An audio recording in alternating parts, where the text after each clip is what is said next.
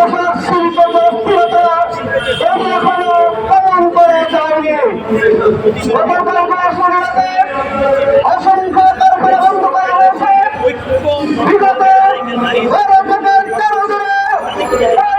শতাধিক কারখানা সবার আসলে গাজীপুর নারায়ণগঞ্জে শ্রমিক অসন্তোষ বিক্ষোভ বাণিজ্য আগুন এবং জনস্বার্থ কাজের কারণে বন্ধ করা হয়েছে।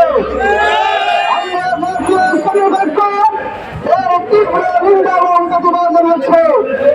আমাদের কাছে মনে হচ্ছে গত 5ই আগস্ট যখন বিপ্লব সংগঠিত হয়েছিল সেই গণবিপ্লব অর্জনকে ব্যাহত করার জন্য সেই সরকারের প্রতিবাদী সরকারের দখলদার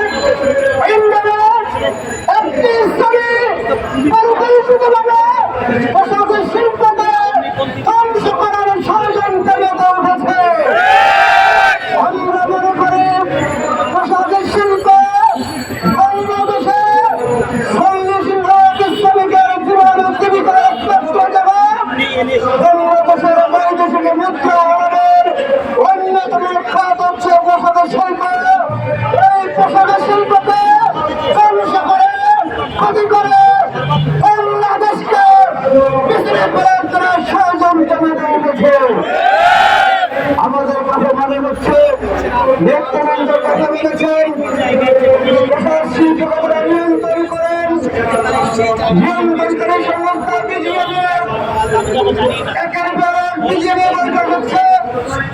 এত বৈঠক হওয়ার পরে পঞ্চমতি পর্যন্ত পোশাক শিল্পে অস্থিরতাকে নিয়ন্ত্রণ করা যাচ্ছে না।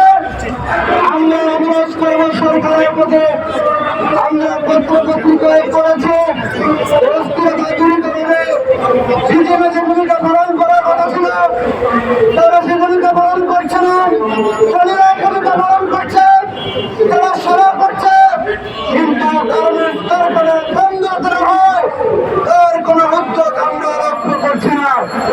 আমরা দেখেছি বিগত 15 বছর বেশিরভাগই হাসিনা যেভাবে জোর করে ক্ষমতায় ছিল ওই বিজেপিটা জোর করে আওয়ামী লীগের টাকা মহানগরণ করে সাধারণ সম্পাদক তার নেতৃত্বে মিরপুরে গুলি করা হয়, ছাত্র আন্দোলন গুলি করা হয়েছিল। সে মামলার কাছে যে পদত্যাগ করেছেন তার দোসররা বিজেপিতে আছে।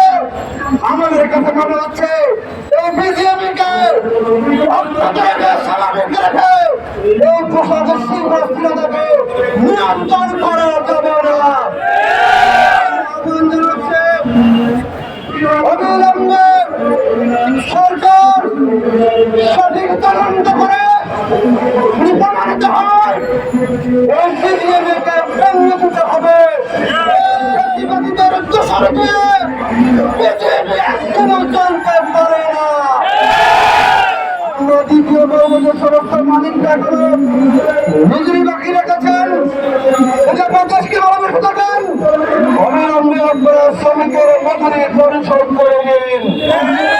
আমরা 3 নম্বর দাবি জানাবো অবিলম্বে সরকারকে পোশাকের শিল্পকে অস্থিরতাকে জাতীয় সমন্বিত গ্রহণ করতে হবে। প্রয়োজনে সরকারকে এই শিল্পকে রক্ষা করার জন্য শিল্প রক্ষায় নাগরিক কমিটি গঠন করতে হবে।